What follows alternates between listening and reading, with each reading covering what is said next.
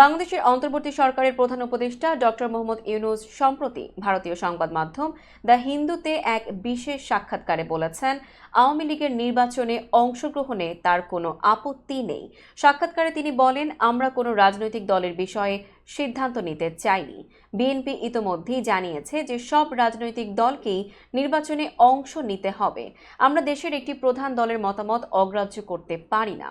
আওয়ামী লীগের নির্বাচনে অংশগ্রহণ নিয়ে তার ব্যক্তিগত অবস্থান জানতে চাইলে ডক্টর ইউনূস বলেন, তিনি রাজনীতিবিদ নন এবং কোনো নির্দিষ্ট দলের পক্ষ নেওয়ার প্রশ্নই আসে না। তিনি রাজনীতিবিদদের ইচ্ছা বাস্তবায়নে সহায়তা করছেন। সংখ্যালঘুদের নিরাপত্তা ও উগ্রপন্থার উত্থান প্রসঙ্গে ভারতীয় গণমাধ্যমে উঠে আসা প্রশ্নে তিনি বলেন, এসব প্রচারণা মাত্র, বাস্তব পরিস্থিতি এতটা গুরুতর নয়। সাবেক প্রধানমন্ত্রী শেখ হাসিনার ভারতে অবস্থান এবং বাংলাদেশের অভ্যন্তরীণ রাজনীতিতে তার ভূমিকা নিয়েও কথা বলেন ডক্টর ইউনূস। তিনি জানান, হাসিনার ভারতে অবস্থান আপাতত সমস্যা নয়, তবে বাংলাদেশ নিয়ে তার রাজনৈতিক বক্তব্য দেওয়া উদ্বেগজনক। তিনি আরও উল্লেখ করেন, একটি অডিও ক্লিপে শেখ হাসিনা জনসাধারণকে বিক্ষোভে নামতে আহ্বান জানিয়েছেন, যা বাংলাদেশের অভ্যন্তরীণ বিষয়ে হস্তক্ষেপের উদাহরণ হতে পারে।